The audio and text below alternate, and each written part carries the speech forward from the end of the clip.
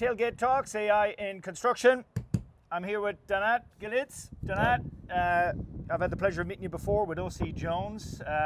Quick spiel, what do you do with OC Jones? A little bit about the company and how many years you've been in the space. I'm an estimator for OC Jones. I've been in the industry for, over 25 years. I mean, I started as a young kid painting for my dad, so it's even longer than that. Yeah. OC Jones, we're a grading and paving contractor. We primarily do Caltrans work, so you see us a lot out on the highways, mostly at night because we're usually doing asphalt paving, but we do widenings, improvements. We also do synthetic fields, work in the ports and work for railroads here and there, but we do all sorts of stuff as far as when it comes to grading. Yeah, I see you guys all over Northern California, so it's super impressive, the projects you've got under your belt. But today, Donat, we're here to talk about 5 questions, 5 minutes, AI in construction. No hype, no experts, and no wrong answers. Question 1, when you hear the words AI agent, what honestly comes to mind?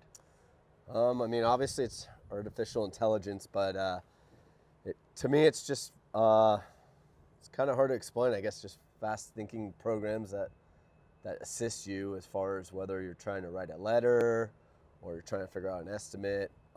It's just, to me, like another tool that will hopefully help benefit you as you're trying to get, whether you're bidding or completing a project. And speaking of projects, it'll lead into question 2, because you deal with projects every day as being an estimator.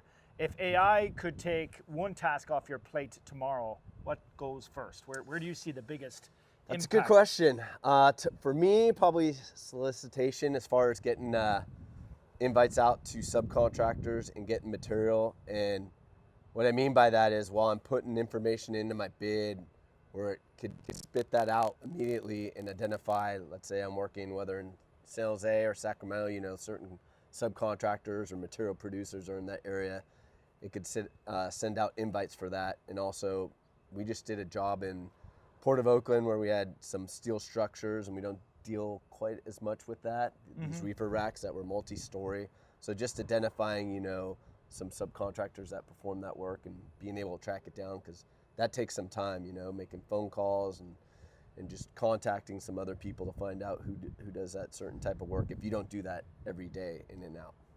And would you say that's kind of like a mind-numbing, time-consuming effort that you got to go through, especially when you're outside your own backyard? Is that why that kind of comes to mind, as you'd like an agent to assist or replace or augment what you're doing? Well, it's just getting the word out first.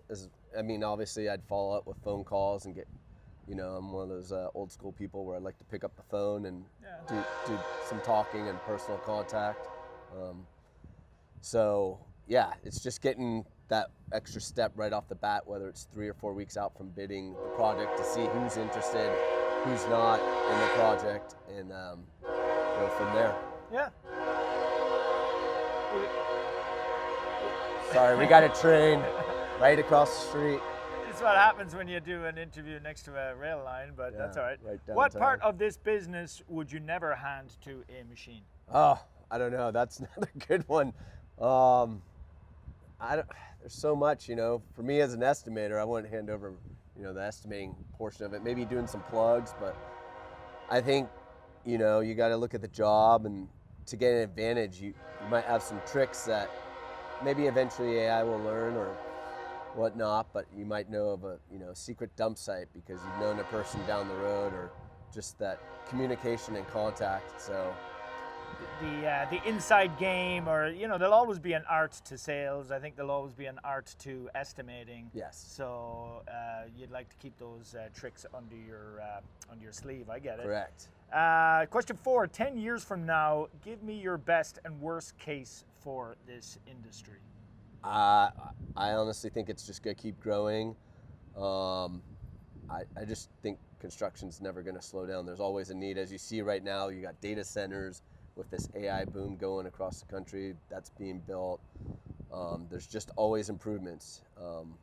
So I think that will grow. The worst case, I think, is just getting the people, especially in the trades. I think it's getting harder and harder to find people in the trades that are committed to doing, whether it's an operator, labor, or even just, a PM or project engineer, is just getting more people involved in the industry. So I think that's one thing that's tending to could slow down in the future. Absolutely, yeah. I think everybody's feeling that pinch, and in regards to where you see these artificial forms of intelligence, in 10 years from now, what sort of best case, worst case would you say when it comes to where that's all headed? Or I think it's just gonna I think you're gonna see more and more AI as far as the industry goes. That AI is just continually growing. So I think it'll be a benefit as far as safety and then getting production. I think you're starting to see more equipments becoming, utilizing AI, so your productions will increase and everything. So I think that's where it'll be as a benefit, and it'll get better. As far as AI worst case, I think people will be too dependent on it at times. Yeah. Where they just think, hey, I can put this in a program, it'll get it done, and possibly more mistakes or costs could happen just because they're relying too much on the program. Yeah, you kind of touched on that earlier of some of the students coming straight out of school who just use it for everything, and they haven't had the lumps taken out of them that you had, over the years. And that's what experiences in life does when you do well on a job or miss out on something on a job. Correct. So I hear you on that one. So last question, Donat. You've got young kids, right? So, yes. Yeah, what are you telling your kids or young people coming up about getting into this business? I think they should. I mean, like we just talked about earlier, there's a need whether you want to get in the trades. I've coached, numerous sports, and if someone doesn't want to go to college, I try to push them in the trades. Just tell them there's a better life. As far as in construction, you see all these people that work for, Google and whatnot, they jump around a lot, and I think if you find a good company and you're in the trades, you stick with them as far as construction goes. Physical work, AI's got a long way to go before it starts putting in pavement and pouring concrete and all that type of stuff. So all right, Donat, well, thanks very much for your time. It's always a pleasure. Appreciate and it. we'll